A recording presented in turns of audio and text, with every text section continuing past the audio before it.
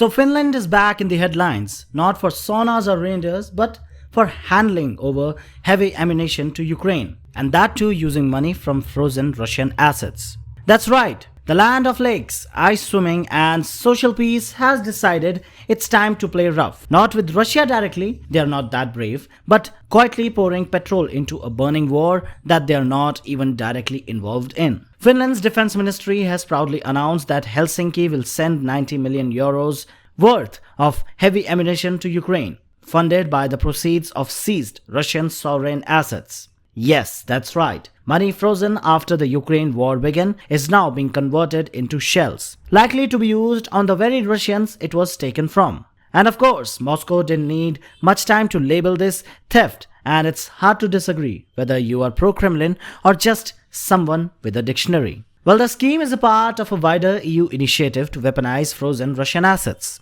most of which are held in Euroclear, a Brussels-based security depository sitting atop at an estimated $213 billion in Russian funds. And Finland, well, it's now partnered up with the European Peace Facility. Yes, the EU has ironically named its war fund after peace. Ironic? Definitely. And this is to funnel money from asset seizures to ammunition suppliers. The government has also called a win-win situation. The Finnish defense firms will benefit from the contracts. Bombs for business, nothing says. Peace is like profit. Now let's get a little clear. Moscow never really had an issue with either joining NATO, both Finland and Sweden. The Kremlin was quite open about that. But it did say that build a base near a border and will respond. And now we are watching that response getting simmer.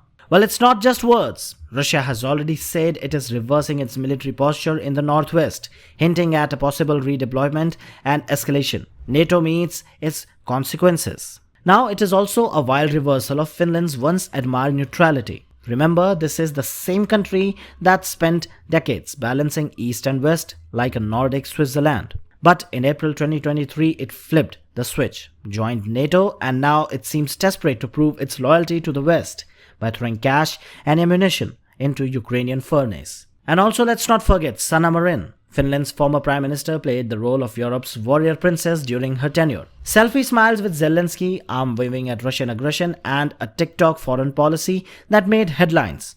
But now, under Petro, things were supposed to be different. A little more mature perhaps, but here we are sending bombs and poking bears once again. Now critics also believe that this can spiral out of control. A recent report by the Eurasia Observatory says that once the war ends, Western weapons stockpiled across Ukraine can flood European black markets. Organized crime? Maybe. Smiles all around? Maybe. Heavy arms? And anarchy all around?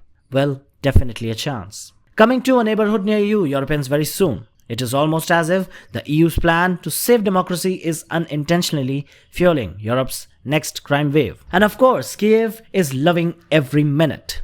Billions of aid has already been sent to Ukraine till February 2025. And now more is on the way, courtesy of the European piggy bank that's been turned inside out. So as Finland sharpens its role in this great political pantomime, only one can wonder, are they really helping Ukraine or just ensuring this war drags on even longer? But yes, one thing is certain, the bear is awake and Finland is poking the wrong guy.